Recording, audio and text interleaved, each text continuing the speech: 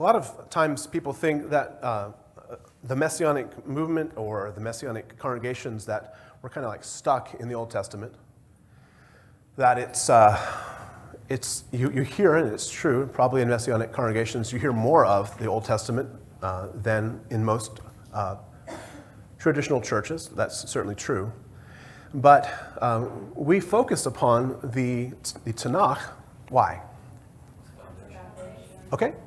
So rather than the, I guess, superfluous designation of old and new, we like to say it's the foundation. If you were to build a house and you put down a whole bunch of sticks and you tried to build on the sticks, what's going to happen? You have a wobbly house. It's going to be uncomfortable and it's probably not going to do its job correctly. So in order to have a stable foundation or house, you have to have a strong foundation. Rabbi Mike, you built a few houses in your day. Do you build the foundation out of uncut rocks? No, I use concrete. Oh, concrete. Well, concrete sounds pretty good. It's portable. It's sturdy for the most part. So you have to have the right foundation in order to build a house. Well, our lives, indeed our hearts, are like building a house. And you have to have the right foundation in order to accomplish that. So if the foundation of our hearts or our lives is sand, sand's pretty much fun on the beach, and that's it. It's not a great thing to build upon. You don't build on jagged rocks, because that sounds super painful, especially if you fall out of bed. You have to have the right foundation that has the ability to support. And so God, in his mercy, has sent us prophets to provide the foundation. All the way back to the very beginning, he began to send prophets to humanity. Not just the Jews, by the way, because we didn't exist then. He sent prophets to humanity to be able to build a foundation. And time went on until the time in which it was appointed that God would call Israel into being. And Israel would then become the mechanism, the avenue by which the message of God would come out. And what is the message of God, by the way? Okay, love. Yep, what else? I mean, love is true of the foundation. But what is the message that God says, not just to Israel, but to all of humanity? Return, for you have stumbled in your iniquity. Come unto me, I love you. It's the message of God. It's super simple. And we, being stubborn and hard-hearted, and it's not just a phrase to apply to our people, humanity is stubborn and hard-hearted. Would you agree? And so we resist. And why do you think we resist? And I don't say them, like it's a difference between them and us. Why do we as human beings resist God? Stubborn. Okay? Prideful, stubborn, yeah? Right, isn't it an American foundation, right? We're independent. It's a humanity. It's a human issue. We want to do what we want to do when we want to do it, and no one's going to tell me what to do, we say, whether through our words or our actions. And therein lies the path of most human beings. Believers are simply those that have said, not my will, O Lord, but your will be done. And then we go and do our own will. Oh, forgive me, O Lord, I want to do your will. And we return to the royal path, which is the straight path to God. And that's the message that is built and laid down by the prophets. Then come the apostles, who take the teachings of the prophets, and not just the teachings of the prophets, but the words and the example of the greatest of all prophets, Mashiach himself. They were instructed by him. They lived with him. They ate with him. They heard him. They saw him laugh. They saw him cry. And he modeled what he desired for his servants to be. And so the prophets, built upon by the apostles and the apostolic writings, Yeshua never left a written word of his own hand. He spoke through people, through men, who then recorded the words. He left and entrusted everything that he had done on this earth to his apostles. imperfect as they were and are, as we are. If you turn over, please, to 1 Corinthians chapter 1.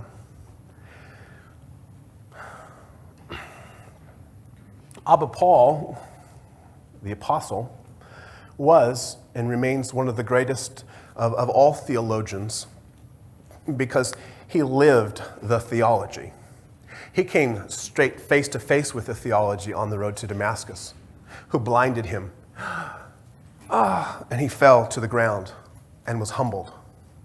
And sometimes God has to do that to you and to me too, because we're on our horse going where we want to go and doing what we want to do.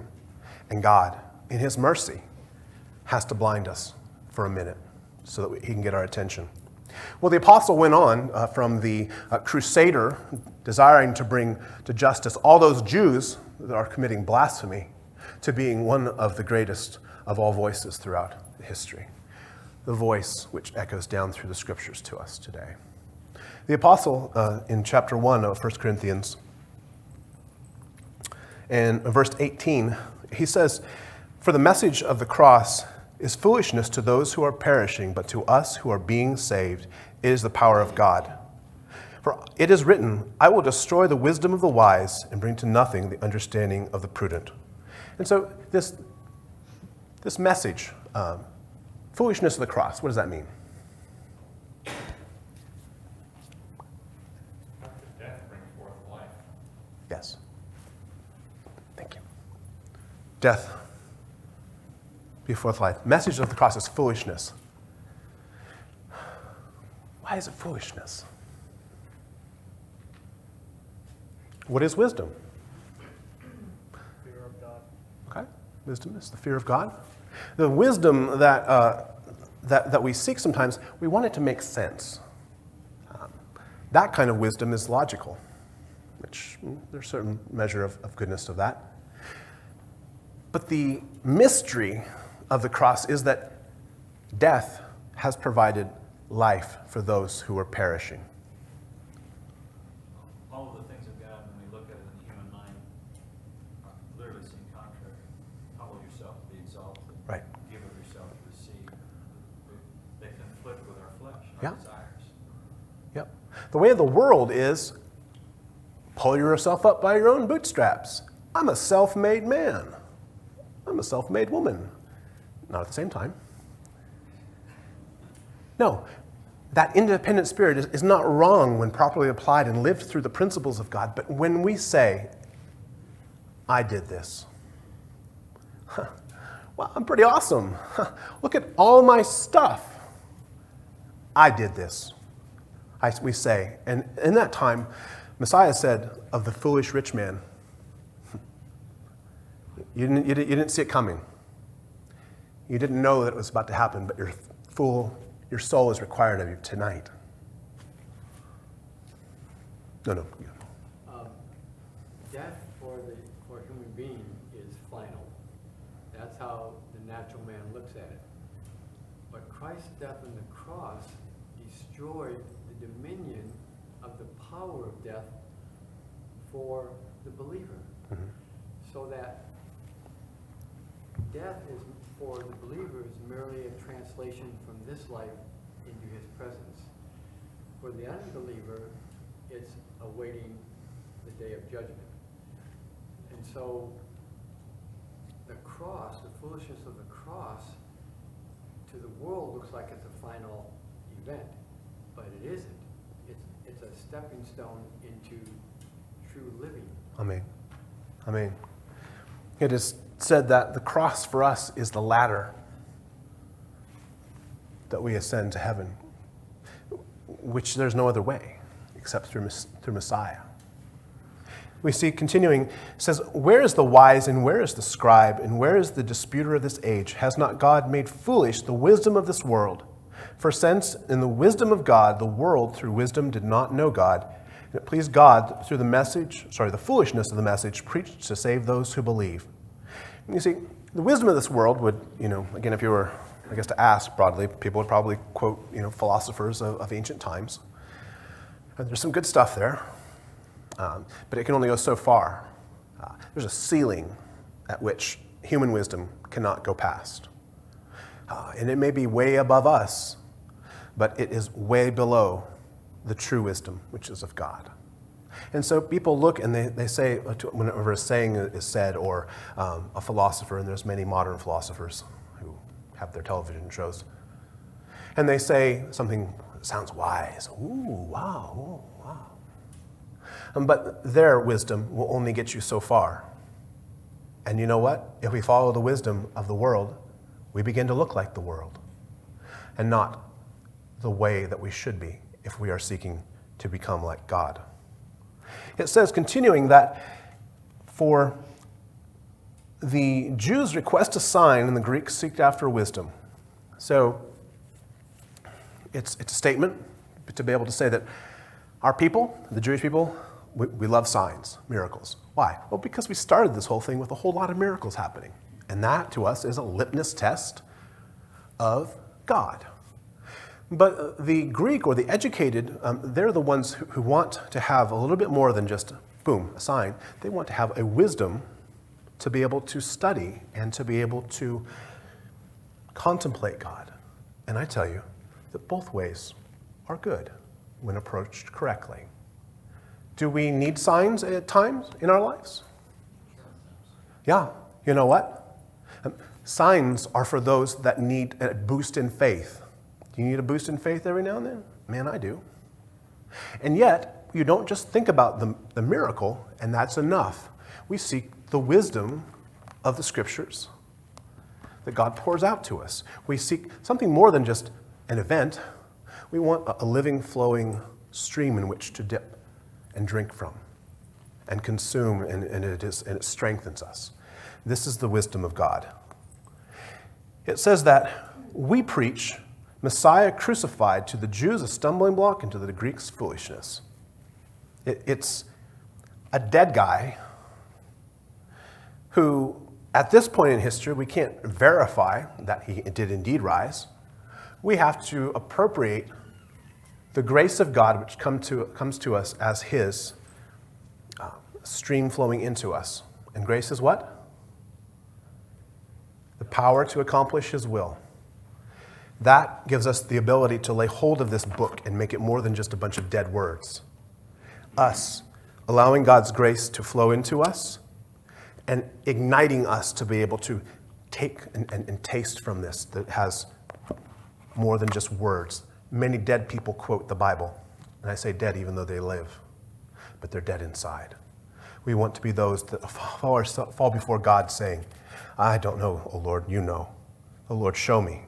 And in his mercy, as you read the Scriptures, asking for the illumination of the Spirit, he's going to make it jump out off the page like you have all experienced at times, and I have experienced. We see that there's something greater than just words. There is the ongoing renovation, renewal, work of the Spirit within us. It says that, but to those who are called both Jews and Greeks, this is verse 24, the power of God and the wisdom of, Messiah, the power of God and the wisdom of God. Because of the foolishness of God is wiser than men, and the weakness of God is stronger than men. But you see your calling, brothers and sisters, that not many wise according to the flesh, nor mighty, nor not many noble are called. Meaning, in comparison, the people of God, we don't come from, many times, great wealth or stature. We don't come from those that have, and there are, of course, always exceptions, but the majority of the people who believe, we're fairly ordinary. We're fairly simple. We don't have a lot of the other things. Wealth can be a barrier just as same as poverty can. The wise King Solomon said, Lord, either give me too much that I fall away from you, or too little that I steal. He wanted that middle ground, that balance. We see that we have to be those that are again seeking him daily. It says that the God has chosen the foolish things of the world to put to shame the wise, and the God has chosen the weak things of the world to put to shame the things that are mighty. We see, of course, that he chose the avenue of this execution stake to be the instrument of his redemption and his drawing people back to God through this terrible embarrassing, humiliating experience, God died for all. So that nobody could say, you didn't do enough, God. He came and he died, laying down his life and bleeding out every single drop of his body like the Passover lamb. He gave it all. And he says to you and to me, give me all. Give it to me. Lay down your life for me. And when I raise it back up, your life, you'll be blown away at the return on your investment. Oh, God have mercy that we seek him in that manner. The base things of the world and the things which are despised he has chosen, the things which are not, to bring to nothing the things that are, that no flesh should glory in his presence, but of him you are in Messiah Yeshua, who became for us wisdom from God, and righteousness and sanctification and redemption. That it is written, he who glories, let him glory in the Lord. What does it not say? We don't glory in ourselves, because what are we? Boom, a breath. You lose a breath, it's gone. We're so fragile, and yet many times we think we are God. Chapter 2. And I, brethren, when I came to you, did not speak with excellence of speech or wisdom declaring to you the testimony of God, for I determined not to know anything among you except Messiah Yeshua and him crucified. I was with you in weakness and in fear and with much trembling. And my speech and my preaching were not with persuasive words of human wisdom, but in demonstrations of the Spirit and of power. That your faith would not be in the wisdom of men, but in the power of God. However, we who speak wisdom among you are mature, and yet not the wisdom of this age, nor the rulers of this age who are coming to nothing. But we speak to you the wisdom of God in a mystery, the hidden wisdom which God has ordained before the ages of our glory, for our glory. What none of the rulers of this age knew, because if they had known, they would not have crucified the Lord of glory. But it is written, eye has not seen, nor ear heard, nor have any entered into the heart of man, the things of God which he has prepared for those who love him. For God has revealed them to us through his Spirit, for the Spirit searches all things, yes, the deep things of God. What he's prepared for us is not just a fun place to go to when you die, not just an endless party up there somewhere.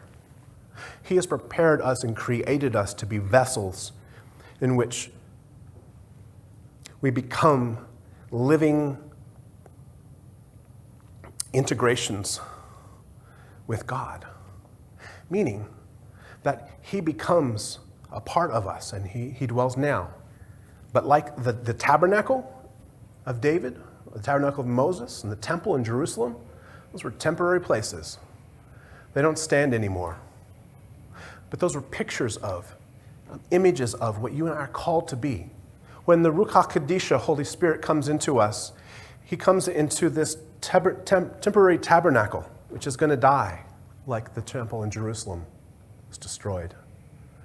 But if we are faithful, he says, as your Spirit ascends to me, at some point in the future, I'm going to reunite this with a renewed body, and not just this body, but an imperishable body. Oh, and by the way, it's never going to hurt again, and you're never going to be hungry. You can eat if you want to, just like he did when he was there resurrected. He didn't have to eat, but he could. I'm looking forward to that. I don't have to eat, but no more weight gain. I mean, it's going to be good. But it's better than just that. It's living in the endless glory of God, the perfect and most. I can't imagine living in a world where there is no conflict. I just can't imagine it. But the experience of being that close to God and absorbing him and becoming and having an endless joy. Can you imagine being happy every single day? Can you imagine being happy for a couple hours? Never-ending joy. And not just that. You get to participate in a worship that is out of this world and eternal. The fulfillment of us as human beings is to worship God. All the other stuff is a distraction if it does not play into and lead us to this worship of God. Like breathing and drinking water, so should be our worship of God. That it becomes a necessary part of our everyday life, which is this training ground that we have as called our lives. He says, continuing, "For what man knows the things of man except the spirit of the man which is in him? And even so, no one knows the things of God except the Spirit of God. Now that we have received not the spirit of the world, but the Spirit which is from God, we should know the things which have been freely given to us by God. That these things that we also speak of in words which man's wisdom teaches, but which the Holy Spirit teaches concerning spiritual things with spiritual. But the natural man does not receive the things of the Spirit of God, for they are foolishness to him, nor can he know them, for they are spiritually discerned. But he who is spiritual, or she who is spiritual, judges all things, yet he himself is rightly judged by no one. For who has known the mind of the Lord, that he may instruct him? For we have the mind of Messiah." You know that when you change a habit, you're rewiring your brain. I need my brain rewired. When we change, our minds literally change how things function up here. When we have the Spirit of God, He opens it up so that we can begin to see things. It's like having glasses which are smudged with schmutz. And the Spirit wipes a little bit away. And we open our eyes and we can now see a little bit through the schmutz. And that makes sense. And the more of the schmutz that gets wiped away, the more it becomes clear. And you know what? Sometimes He even gives you a new pair of glasses to see. And this one has even less schmutz. And you're able to see and you're able to understand. And that's the illumination of the Spirit of God within us. That's what we're seeking after. And it all begins and continues with our laying down of our wills and asking in humility for your mercy, O Lord. Because in His mercy is His highest good for us. You don't even have to specify what you think God should do. Because, I think God knows best. And we ask, God, give me your best. That's what we're saying when we say, Lord, have mercy. God, give me your best. The best doesn't always look like what we want, but it is the best. And that is God's mercy to us. Chapter 3.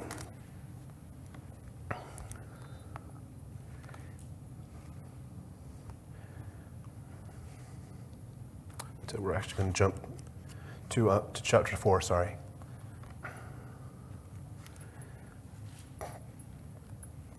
Let a man consider us as servants of Messiah and stewards of the mysteries of God. Moreover, it is required in stewards that one be found faithful. But with me is a very small thing that I should be judged by you or by a human court, when in fact I do not even judge myself. For I know of nothing against myself, yet I am not justified by this. But he who judges me is the Lord. Therefore, judge nothing before the time until the Lord comes, who will bring to light the hidden things of darkness and reveal the counsels of the hearts. Then each one's praise will come from God. What does that say? Judge on the good and the bad. Mm-hmm. What else? Elsewhere it says, you judge you. And to judge ourselves, what does that mean? When we judge, what is it ourselves? What are we doing? Okay, we're looking inside. We are judging our motives. We're judging what's happening on the inside, which nobody else knows. Holding ourselves accountable. Okay, holding ourselves, judging through our imperfections. What's that? Evaluating. Yeah, evaluating. So you're about to go into this military procession, and you've got your uniform and you're preparing it. And if your uniform isn't exactly perfectly pressed and without spot or blemish, you can't participate in the parade. So which is better? To notice that smudge and take effort to remove it, or wait till you get to the parade and to hear that the Grand Master of the parade says, I'm sorry, you have a smudge. Which is wiser? Noticing it ourselves and taking action, or waiting till we get there? Don't look at it, don't look at it, don't look at it. He's going to see it. Likewise, our lives. We need to be those that take notice and take action, not those that wait, hoping God doesn't notice. Because ultimately, he's craving your attendance at his feast. He's done and is doing everything he can to help me to get there. And he says, but you, when the wise and the foolish virgins were did it say that God went around filling up their jugs, filling up their jugs, filling up their jugs? What was required of the wise and the foolish? They had oil in their lamps. They had to participate to fill this vessel so that it was able to give light to the lamp. God doesn't do everything for us. He calls us to be the wise who take action and fill our lamps with his oil.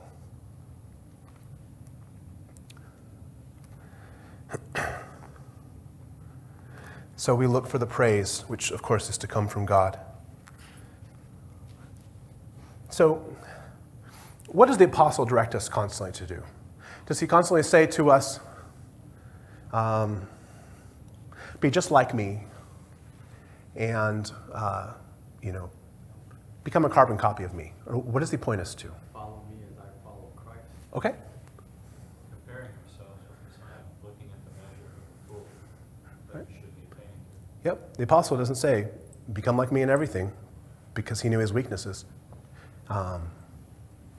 If Messiah is the perfect of heights and the perfect of widths, the apostle would say, as he stood next to Messiah, I'm a spiritual dwarf because he is so great and I have so far to go.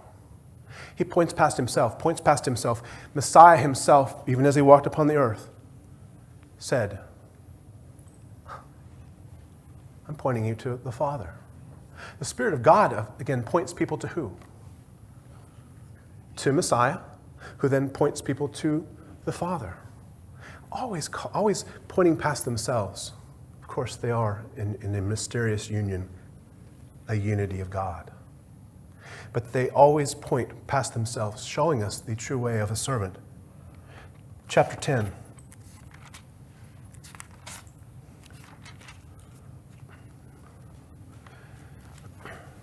Chapter 10 and verse 1. Moreover, brothers and sisters, I do not want you to be unaware that our fathers were under the cloud, also that passed through the sea, and all were baptized into Moses in the cloud and the sea, and all ate the same spiritual food and drank the same spiritual drink, for they drank of that spiritual rock that followed them, and that rock was Messiah. So they went through the Jordan, right? Crossed it. They were baptized. They were baptized into this as a foreshadowing of something that would come later. They ate the bread of angels, the manna that fell from the sky. They drank from a rock, all because Moses lightly tapped it, struck it later. That gave forth. The rock was a symbol of something that is permanent and strong and yet gives life from it. And that's where we say that Messiah is our rock, who is the foundation and the one who gives us drink. In the desert, is water necessary? How about us here in Georgia? Is it pretty necessary? Without water, there is no life. And without Messiah, there is no life. He says that God was not pleased with most of them, for their bodies were scattered in the wilderness, and these things became for us examples to the intent that we should not lust after evil things as they lusted. And what did they lust after? Two things that jumped to my mind. First was Okay. What's that? Better food? Yeah. They wanted meat. Is meat wrong? No. But they thought they knew better than God. And they wanted meat. They wanted the flesh. They wanted things when they wanted it. And what was the second thing? There's probably many, but the second thing I'm thinking of, they always kept going back to. Oh, God, send us back to Egypt because it was so awesome there. Man, why did you take us out of that? You know, where we were beaten every day and starved and treated like animals and killed. Because that was so much better, God. And yet, many believers, through their actions, through our actions, we say the same thing to God. And we don't live in the fullness of what He has called us to be. Oh, that I would go back to my old life, we say within us. It says that in verse 7 that we should not become idolaters, as were some of them, but as is written, the people sat down to eat and drink and rose up to play. Nor let us commit sexual immorality, as some of them did, and that day 23,000 fell. When did they enter into that? Into that state of mind? When they were hungry? Or when they were filled? And so here is one of the other benefits of fasting, is that it teaches us, again, not to be filled with the things of the earth, but to be those that seek Him. Nor complain, as some of them did. Did you complain today? Did I complain today? Or yesterday? 10 minutes ago? It says that these were examples, and I'm just kind of skipping on down, so in verse 11, that these things happened to them as examples, that they were for our admonition, for whom the ends of the ages has come. Therefore, let him who thinks he stands take heed lest he fall, which is an admonishment to do what? If we think we stand, what is that a symbol of? That we got it all down. Yeah, I know what it says there. Blah, blah, blah, blah. I got it down. Let me do something fun. If we think and we trust in ourselves, then we will truly be those that fall. Messiah says elsewhere that we should fall upon the rock. And who is the rock? He says, fall upon me, so that I don't fall upon you and judge you in that day. When we fall upon Him, we're asking for His mercy, to be those that know, God, I need healing because I'm not as patient as I would love to be, God, with my family, with my coworkers, with the person who's on the road in front of me. God, I see those things, and those are symptoms, and I need healing, Father. But we be those that are mindful of what He has called us to become. It says, continuing on down in verse 14, therefore, my beloved, free from idolatry, and as I speak to wise men, judge for yourselves what I say. The cup of blessing which we bless, is it not the communion of the blood of Messiah? And the bread which we break, is it not the communion of the body of Messiah? For we, though many, are one bread and one body, for we all partake of that one bread. Observe Israel, after the flesh, are not those who eat of the sacrifices partakers of the altar. And so he's saying this communing with God in these elements of bread and wine, or juice as we use here. It's something that is as a mystery. God is a mystery. Would you agree? Name me a mystery of God. His love for His creation. Okay, that's a huge mystery. What else? His patience. Okay, His patience. Okay, the sacrifice of His Son. How about the incarnation of God into flesh? Is that pretty mysterious? How about him stopping the sun in the sky? Is that a mystery? How about him taking flesh from a virgin? It's pretty mysterious. How about the miracles of multiplying food? Is that mysterious, or has anybody gotten that down yet? Because you'd be pretty popular, especially on college campuses. Boom, there's 70 cheeseburgers. You'd be really popular. No, there's mysteries of God, how he does it. He's God. But we say, oh, well, this, we have to rationalize, yeah, maybe this is how he did it. He slipped some fish, he had a bunch of fish under his robe, and No, it was a mystery. We're not going to understand it. He does things, he bends the rules of physics to accomplish what he desires, because he made them all. He is God. So it says, continuing, that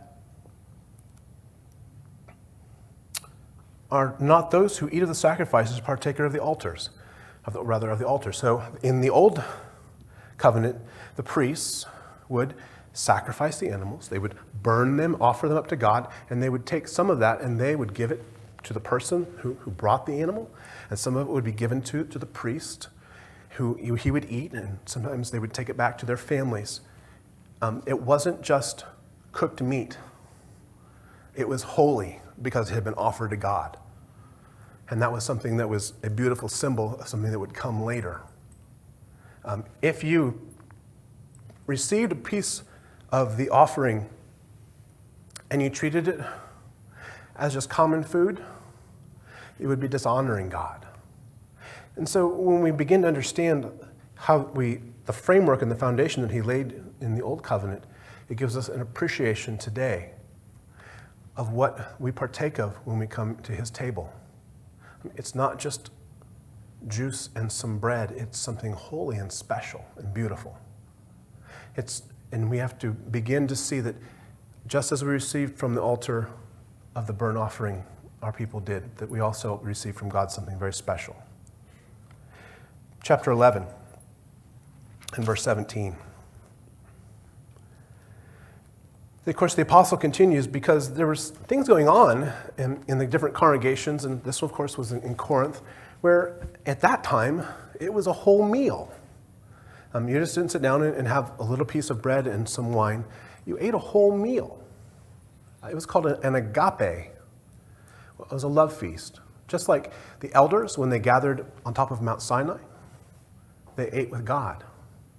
That's how this meal was viewed, as it was a very special thing. So when somebody comes to your house, do you have kind of house rules? Do you like, or customs? Do you put out, what are those things called? Oh, forks? When you eat? Imagine somebody who comes to your house from another country and they don't use forks or knives or spoons. Are they going to know how to sit at your table? No, they're not. You're going to have to teach them how to sit at the table. And likewise, when many of the Gentiles at that time came to faith, they had to learn how to appreciate the things which our people had already been doing for a long time. And so he began to instruct the people in those congregations on how to approach the things of God.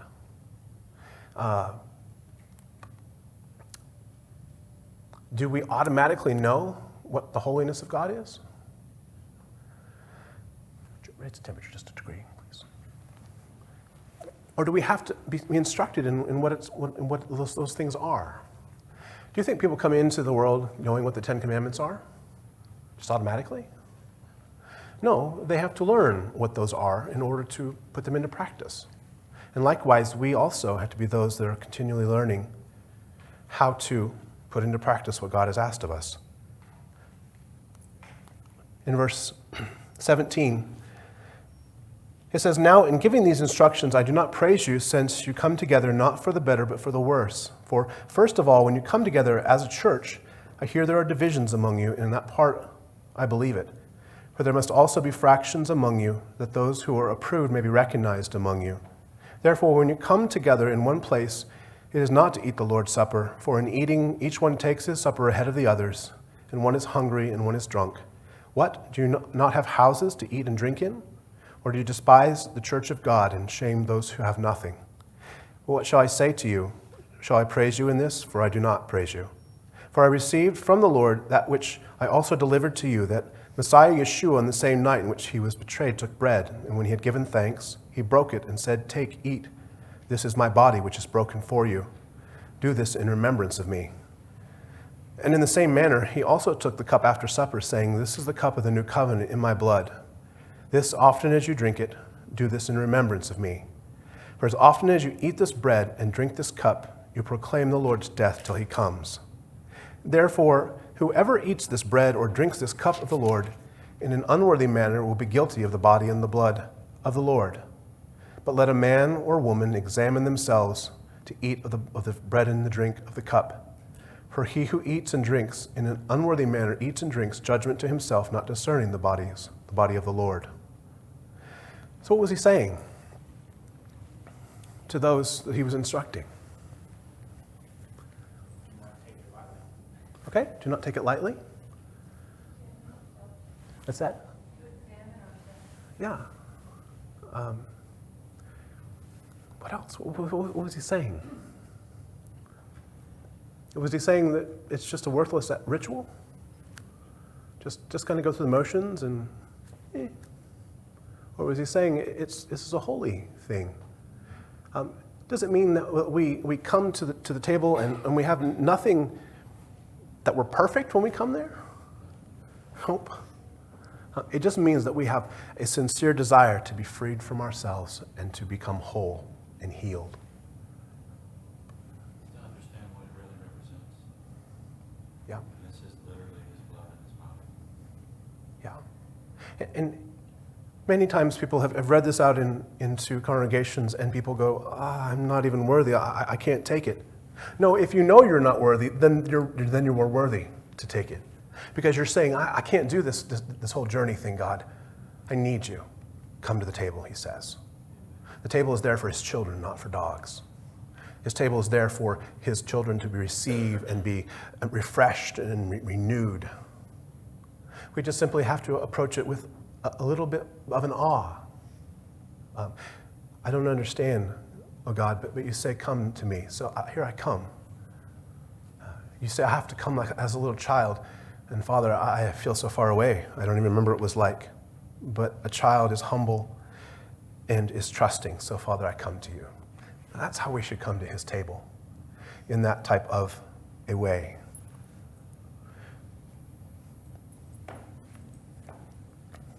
So we see that this was something, it was very special and very, very precious. And so this was always a center part of our experiences as believers. What do the Jewish people do every single Saturday or Friday night? Say the blessings. Drink kiddush and eat bread. It's a little curious, don't you think? I mean, it's pretty tasty. That was a foretaste, a setting up of what was to come. And so this became a center of our community as believers. Abba Ignatius of Antioch was one of the first leaders in the city of Antioch, which is in where? Syria, yeah. Abba Ignatius, tradition says that he was the little boy that when Yeshua said, let them come unto me, and a child came forward and sat on his lap and said, unless you become as a little child, you shall not enter into the kingdom of heaven. Tradition says that little boy was Ignatius. Yeah, but Ignatius was also the disciple of the Apostle John. He received training and teaching with him. He says, I have no taste for corruptible food, nor for the pleasures of life, but I desire the bread of God, which is the flesh of Messiah, who is of the seed of David. For drink I desire his blood, which is love that is incorruptible. He saw there was something precious there, and he hungered for it. What do you hunger for in this world? What do I hunger for? When I hunger for something, we will find a way to accomplish it, won't we? And so we have to be those that, do we hunger for God? Father, stir up in me this hunger for you. And when we come and we receive from that, it should whet our appetites. It's just a little taste of something that is pointing us to something greater. He says, continuing, take note of those who hold other opinions on the grace of Messiah, which has come to us, and see how contrary their opinions are in the mind of God. For they abstain from the feast and from prayer, because they do not confess that this feast is the flesh of our Savior, Messiah Yeshua. Flesh which suffered for our sins, and that which the Father in his goodness raised up again. They deny the gift of God, perishing in their disputes. This is a person who directly engaged with the apostles and received from them this teaching. Messiah said, it is not the healthy that have need of a physician, but the who? What is sin? Okay, sin is disobedience. What else? Deforming of our spirit, our Yep. image of God within us. Sin is a disease. And the cure, of course, ultimately is God's presence. And his table is that which provides us a medicine, which has to be added to repentance. Repentance is not a thing of the past, but a living, flowing stream that should come from us. He says that the Lord's Supper, the Karbana, which is offering, the holy meal, is something that is the most intimate. To consume and take within us the holy things and draw close to God. For he desires his people to be holy, separate, unto him alone. Taking of this meal is feasting with God, a foretaste of the wedding feast which is to come. And so as you receive the elements and you sit down, take a moment and thank God and ask him, oh Lord, bless me with yourself. Strengthen me, O God, I trust in you. And then taste and see that the Lord is good. Amen. Father, we ask and just implore you to continue your revelation to us. Father, that we would continue to be those that seek you, even though our minds do not always understand. But Father, we seek you to follow after you, to walk in the steps of our Messiah, who is perfect and good and holy. And we bless you and ask this in his name. Amen.